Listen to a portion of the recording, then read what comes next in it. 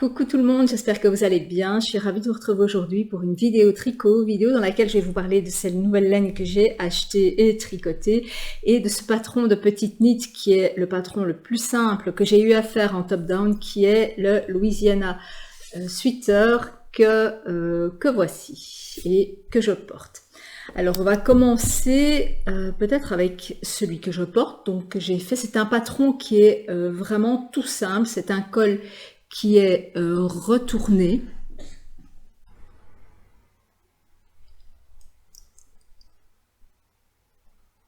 Et celui-ci, je l'ai fait à partir d'un montage provisoire. Je suis venue monter un certain nombre de centimètres. Ensuite, je suis venue le replier. J'ai défait mon montage provisoire et je suis venue récupérer les mailles. Et j'ai tricoté la maille du haut et la maille du bas ensemble de façon à ce que ce soit plié en deux. Il y a différentes techniques pour faire ce col. Vous pouvez aussi faire un German Twisted Cast On, donc un montage tout à fait normal. Et vous venez après piquer dans les mailles une fois que vous l'avez replié. Donc en fait, vous faites comme ceci, vous avez votre tricot ici et vous venez piquer dans les mailles. Et moi là, dans ce cas-là, je ne reprends qu'une maille sur deux. Je ne repique que dans les mailles endroits. L'autre maille, sinon ça fait trop serré, on perd de l'élasticité. Alors ensuite, on met ces marqueurs pour les raglans. Et dans ce modèle-ci, il n'y a pas de rang raccourci. Si vous suivez ma vidéo tuto sur le pull top-down raglan basique, eh bien, vous passez l'étape des rangs raccourcis. Vous commencez directement à construire vos raglans, ce qui veut dire que la hauteur du dos est la même que la hauteur de devant. Donc, je vais vous montrer ce pull. Donc le voici, j'ai suivi exactement le modèle pour les manches, si ce n'est que je l'ai fait 5 cm plus long et j'aurais pu peut-être même encore le faire un peu plus long. Et parce que normalement il est crop, donc il arrive à peu près ici, quoi. Mais comme moi j'aime bien les rentrer devant, voilà, il n'est pas trop long à l'arrière, mais par contre ici j'aurais pu faire 2 ou 3 rangées de rangs raccourcis de façon à avoir un haut qui monte un peu plus haut derrière et il aurait été mieux. Donc la prochaine fois que je le referai, parce que c'est un pull que je vais refaire indéniablement parce que c'est vraiment très agréable à faire, eh bien je ferai 4 ou 6 rangs de rangs raccourcis. Donc 6 rangs, ça fait 3 séquences, 4, ça fait 2 séquences. Je verrai à peu près pour avoir cette hauteur-là plus haute derrière. Ensuite, on descend, on fait ses côtes 1-1 pour le terminer. Et j'ai terminé par un rabat tubulaire à l'aiguille parce que c'est ce qui, je trouve, est le plus propre et le plus beau. Au niveau de la manche, il n'y a aucune diminution, c'est une manche droite et on vient juste faire ces diminutions ici et ensuite faire son poignet. C'est vraiment le pull le plus simple que j'ai eu à faire en top-down. Alors c'est la laine Super Bulky, c'est un échantillon de 10 mailles pour 10 cm. Ici j'avais 11 mailles et entre nous, ça va vite, 25 heures, le pull il est fait en sachant qu'un pull en DK ou quand je prends un mélange de fingering et de mohair, il me faut entre 45 et 55 heures pour le faire. Ici, j'ai mis 25 heures pour le faire, donc entre nous, ça va vite, quoi. D'ailleurs, j'en ai fait plusieurs, donc je vais vous parler après. Alors j'ai fait une taille S sur moi, je trouve que c'est assez, quoi. Plus ça aurait été peut-être un peu trop large, bien que ça peut être beau aussi.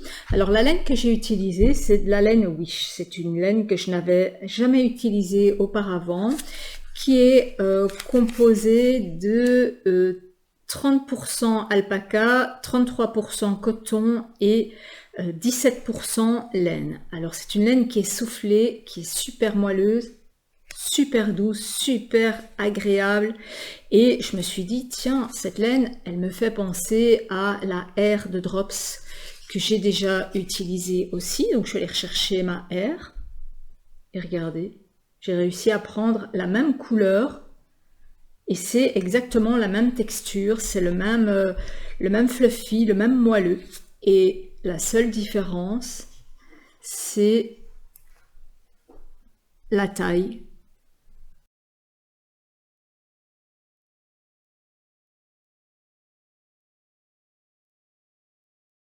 Alors j'ai pris aussi en Wish, vous allez voir, j'avais aussi choisi la Wish noire, qui n'est pas tout à fait noire, hein, et a un fil blanc dedans.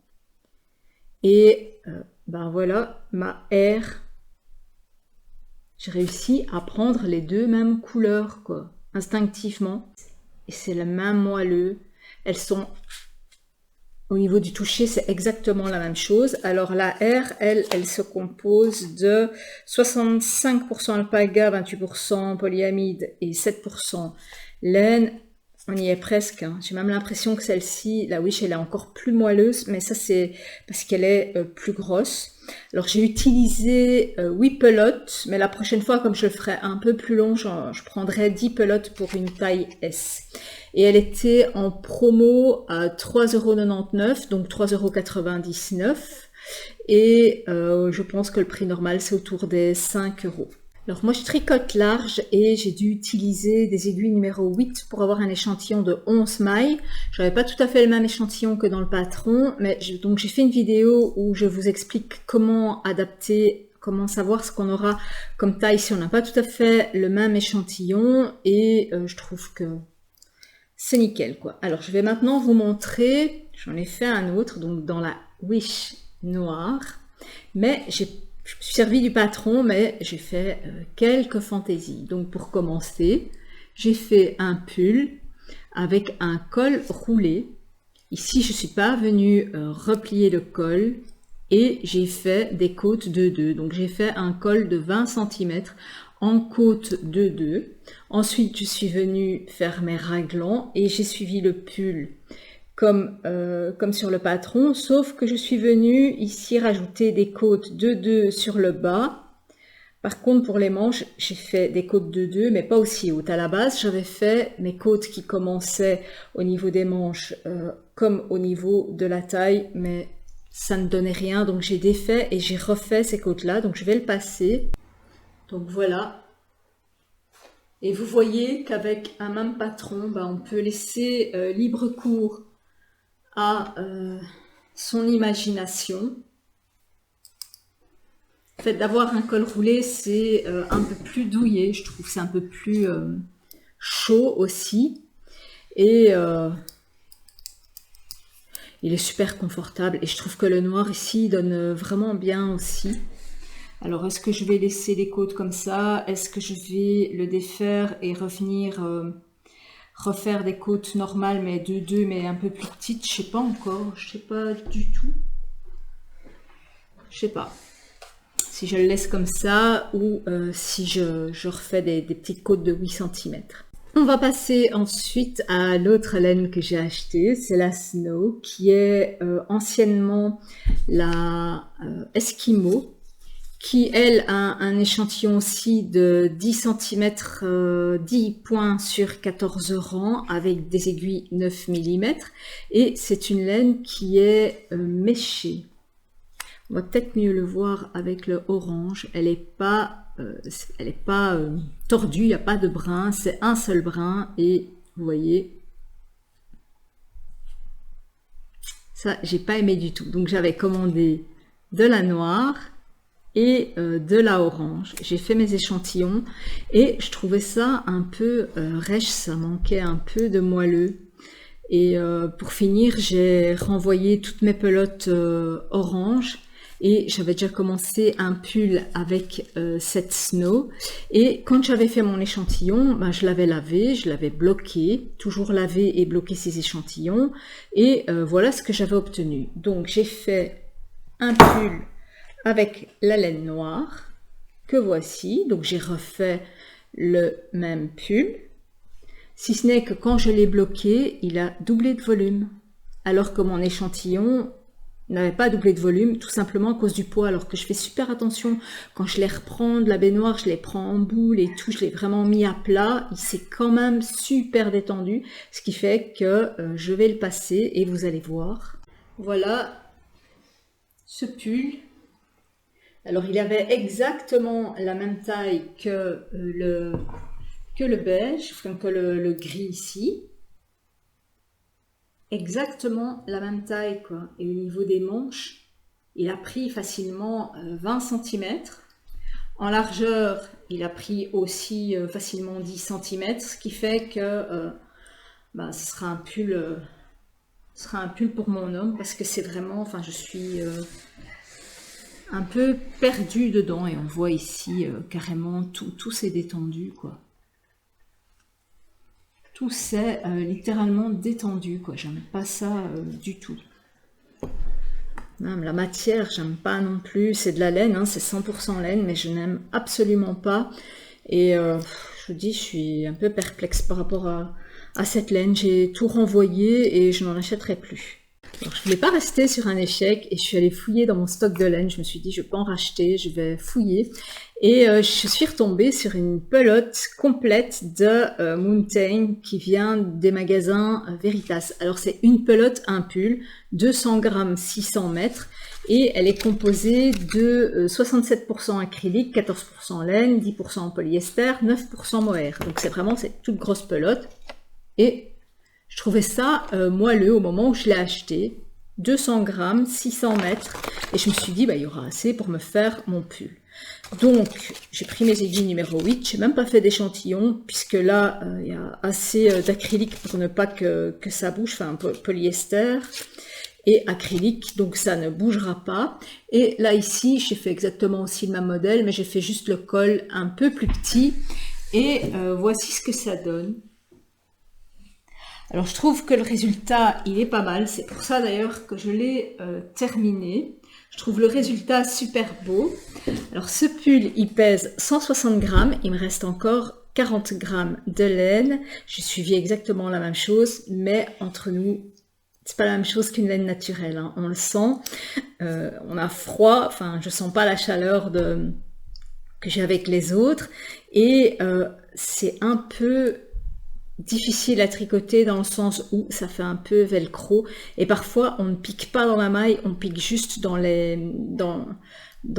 boules de poils et ça il faut faire super attention. Alors il y a des moments où on a des plus grosses boules, des moments où on n'a plus qu'un fil et on n'a pas de boule. Regardez ici il y a carrément une boule et après on se retrouve avec des endroits où il y a moins de poils et c'est ce qui donne en fait l'effet un peu assez aéré. Mais je trouve franchement que le résultat, il donne super bien. Enfin, ce sont des pelotes qui sont à 15 € et moi je l'avais eu pendant les soldes en fait d'été, je l'ai payé 8 € en super promo, donc ce pull me revient à 8 €, ça va compenser les pulls qui me coûtent un peu plus cher. En conclusion, si vous voulez un pull qui se tricote vite, simplement sans rang raccourci, même vous pouvez rajouter 2 ou 3 séquences de rang raccourci, je vous le conseille vraiment. Donc c'est le Louisiana Sweater de Petite Knit, c'est un patron en français qui est autour de 5,40 €. Mais vous voyez, vous pouvez faire aussi des variantes si vous aimez tricoter des grosses laines super bulky avec un échantillon de 10 mailles. Vous voyez que je ne l'ai pas fait dans la laine qu'elle préconise qui est un peu plus chère. Il y a la Wish de Drops que je vous conseille à 100%, il y a aussi cette laine-ci qui n'est vraiment pas chère, qui fait aussi l'effet, un bel effet. À partir du moment où vous avez un échantillon de 10 mailles, c'est bon quoi, vous pouvez le faire. Je pense même qu'il y a de la laine de chez Zeman qui a un échantillon de 10 mailles qui pourrait faire l'affaire. Donc n'hésitez pas, ça va vite à faire, 25-30 heures, votre pull il est fait et il est super agréable à porter en cette saison. Voilà, dites-moi si vous l'avez fait, avec quelle laine vous l'avez fait, ça m'intéresse aussi de le savoir. Aussi j'aimerais avoir votre avis sur la laine Eskimo, donc la Snow. Si vous avez eu la même blague que moi, si vos pulls se sont détendus comme ça et qui deviennent quasiment immettables. En plus, vous avez vu, ça bouloche très vite. Le simple fait de l'essayer, de le retirer, j'ai déjà des bouloches, quoi. C'est un peu, vous direz, pure laine, ça bouloche tout le temps. Mais à ce point-là, juste en l'essayant, j'avais une grosse bouloche sur le côté. Ça ne me plaît pas, quoi. Alors, je vous prépare une prochaine vidéo dans laquelle j'essaye tous les pulls que j'ai réalisés cette année. Je vais vous parler des modèles, des laines que j'ai utilisées, pour faire un bilan tricot. Simplement, au niveau de l'usure, je n'use pas les vêtements par rapport aux autres. Que ce soit chaussures ou vêtements, je peux garder un jeans 25 ans, je peux garder des Doc Martens que je mets régulièrement quinzaine d'années, donc je ne suis pas une référence pour tout ce qui est usure. Enfin, je vous parlerai quand même si j'ai constaté que ça boulochait plus vite que d'autres qualités. Ça, je pourrais vous dire, mais au niveau usure, je suis pas une référence, quoi. Donc voilà, je vous dis à très bientôt pour de prochaines vidéos. Ciao!